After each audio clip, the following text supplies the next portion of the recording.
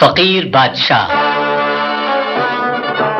بہت دنوں کی بات ہے، کسی ملک پر ایک بادشاہ حکومت کرتا تھا، بہت ہی بددماغ اور مغرور۔ اپنی رعایا سے پیار تو کرتا تھا، مگر تمام لوگوں کو اپنے سے بہت ہی کمتر اور چھوٹا سمجھتا تھا۔ میں تم سب سے زیادہ عقل مند، بہادر اور بہتر انسان ہوں، اس لیے پیدا کرنے والے نے مجھے بادشاہ بنایا اور تم لوگوں کو رعایا۔ تم لوگوں کی دیکھ بھال، عزت آبرو، رہنے سہنے، کھانے پینے کی ذمہ داری مجھ کو دی۔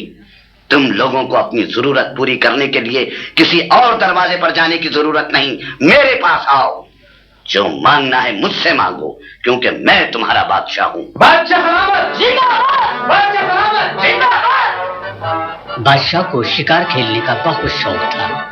ایک صبح اس نے بہت سے سپاہی ساتھ لیے اور شکار کے لیے روانہ ہو گیا۔ سپاہیوں، مشرق کی طرف جو گھنا جنگل ہے، میں ہرن کے شکار کے لیے اس طرف جانا چاہتا ہوں۔ جو حکم بادشاہ سلامت۔ تم لوگ میرے پیچھے پیچھے آؤ۔ وہ دیکھو ہرن، تم لوگ اسی جگہ میرا انتظار کرو، میں اپنے شکار کو مار کر ابھی آتا ہوں۔ یہ کہہ کر بادشاہ نے ہرن کا پیچھا کرنا شروع کر دیا۔ کافی دیر کی بھاگ دوڑ کے بعد گھنے درختوں کا ایک جھنڈ ایسا آیا کہ اس میں سے چھپتا چھپاتا ہرن ایسا بھاگا کہ پھر نظر نہ آیا۔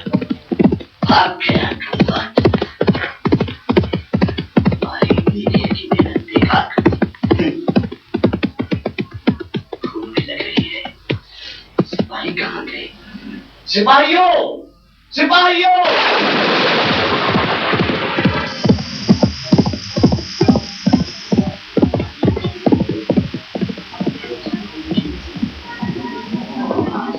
بستی مل جائے تو رات گزر سکتی ہے۔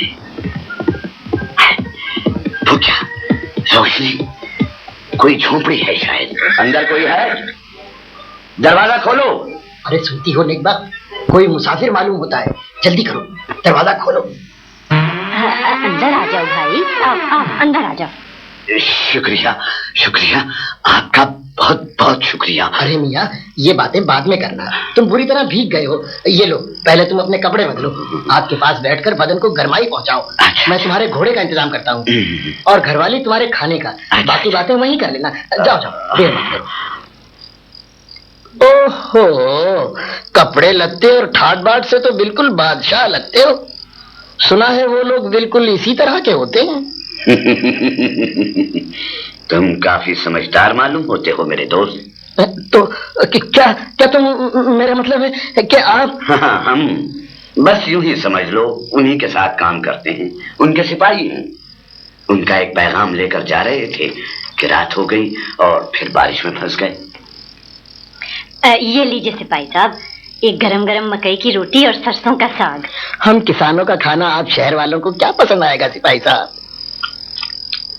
بھائی واہ، اتنا مزے کا کھانا تو ہم نے پہلے کبھی نہیں کھایا، واہ واہ واہ۔ بھوک لگی ہوئی تھی نا، اس لیے مزہ آ رہا ہے۔ یہ بات نہیں، کھانا ہی بہت مزیدار ہے۔ ہاتھ کیوں روک لیا، اور لیجیے نا۔ بس بھائی بس، بہت کھا لیا، اب تو نیند بھی آنے لگی۔ گھر والی نے بچھونا بچھا دیا ہے، آرام کر لو، صبح ناشتے میں تازہ دودھ اور کلچا کھلائیں گے۔ تم لوگ اتنی محبت سے پیش آ رہے ہو کہ شہر والی باتیں شہر ہی میں رہنے دو سپاہی صاحب، ہم کسان لوگ تو مہمانوں کو نیک شگون سمجھتے ہیں، ہم ایسی باتوں کو اچھا نہیں سمجھتے، سمجھے؟ جاؤ اب سو جاؤ۔ اچھا دوست، اب چلتے ہیں، مگر ایک بات تو بتاؤ، جی پوچھیں۔ تم نے کبھی اپنے بادشاہ کو دیکھا، اس سے کبھی کچھ مانگا؟ ہم کیوں مانگیں، ہم کوئی فقیر ہیں؟ جوان ہیں، ہل چلاتے ہیں، محنت کرتے ہیں، اپنی زمین کا خیال کرتے ہیں، زمین ہمارا خیال کرتی ہے، ہم کو کس چیز کی کمی ہے جو کسی سے مانگے؟ بادشاہ کون ہوتا ہے دینے والا؟ خیر خیر، یہ انگوٹھی رکھ لو، اگر ہماری ضرورت پڑے تو شہر آ جانا اور کسی کو بھی یہ انگوٹھی دکھا دینا، وہ تم کو فوراً ہمارے پاس لے آئے گا، سمجھے؟ کسان اور اس کی بیوی کی زندگی آرام سے گزر رہی تھی، گاؤں میں ہر طرح کا سکھ چین تھا کہ ایک دن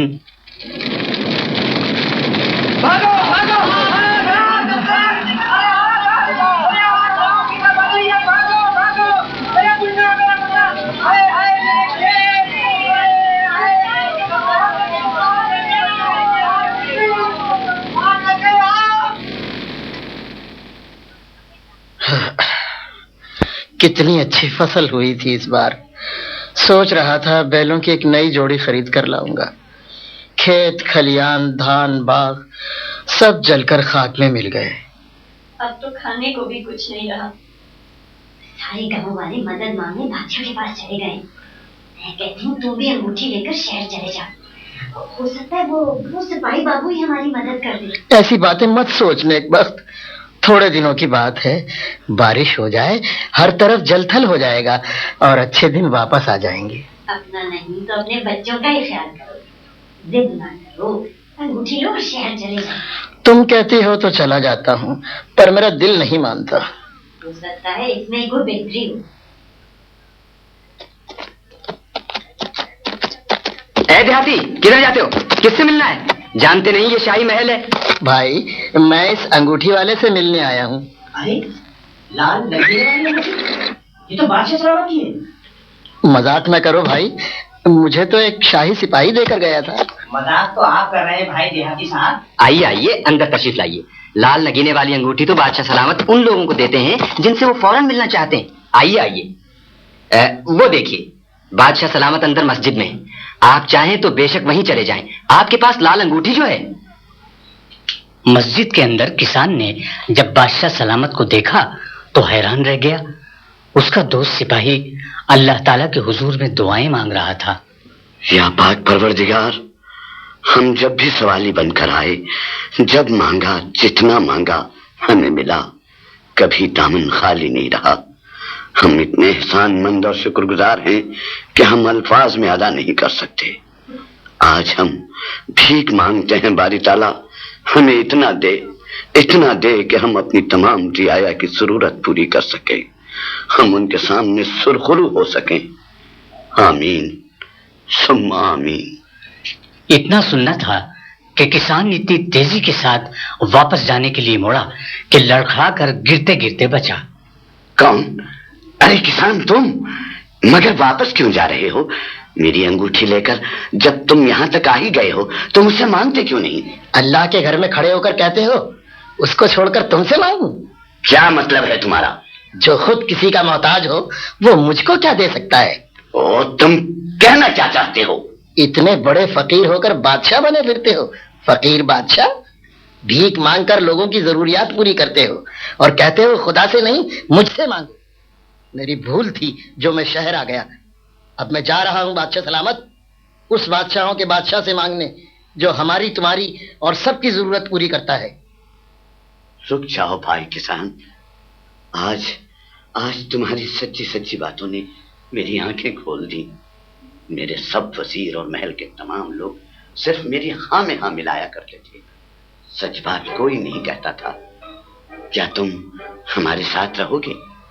بادشاہ سلامت کو اپنی غلطی کا احساس ہو چکا تھا. انہوں نے گاؤں والوں کے تمام نقصانات پورے کیے.